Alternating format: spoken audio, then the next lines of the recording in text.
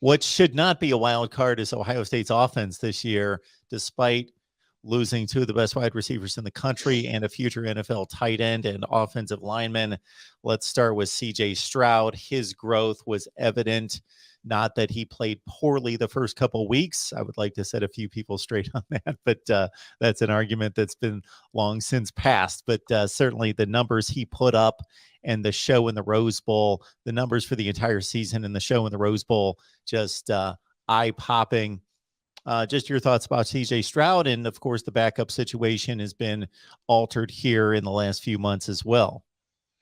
CJ Stroud should come into this season as a Heisman frontrunner, and I don't want to put him at the front of it. Obviously, you have Bryce Young from Alabama who won it last year coming back, so he should be the frontrunner. But CJ Stroud was a finalist last year. He didn't finish as high as he wanted. We've talked about that. It was kind of his motivation going into the Rose Bowl, but certainly in that mix. And, you play for Ohio State. Ryan Day said it. You're the quarterback. You should be, in the conversation for the Heisman at the very least. So you've got a second-year quarterback who last year threw for 4,435 yards and 44 touchdowns and just 6 interceptions. And now he's in his second year in the program.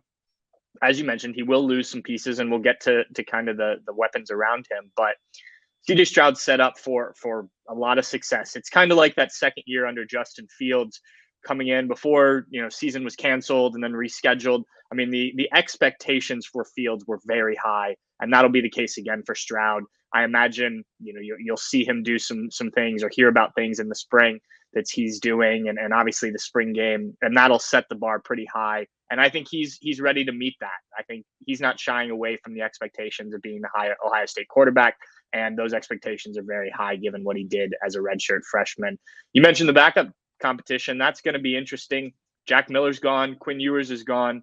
Ohio State's still pretty loaded in that quarterback room. 5-star Kyle McCord was a freshman last year. Obviously, Buckeye fans got to see him play some. I think he played in 5 games, threw 416 yards, 2 touchdowns, 2 picks. Was what you expected out of a guy playing his first real football in limited action. And then behind him, you have Devin Brown, a high 4-star kid who was originally committed to USC, flipped to Ohio State, is already on campus, enrolled early. And we talked to him.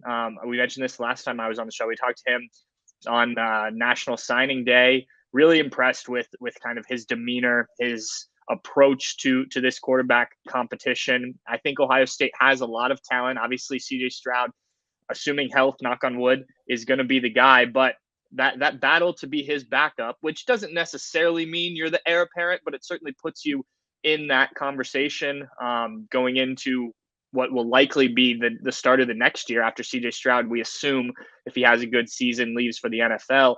So these guys want to set themselves up for success, show the coaches what they can do. I think that probably one of the most interesting offensive battles. There's just so much talent coming back. Watching what happens at that backup quarterback spot and how these guys do is something I'm going to keep my eye on between Kyle McCord and Devin Brown.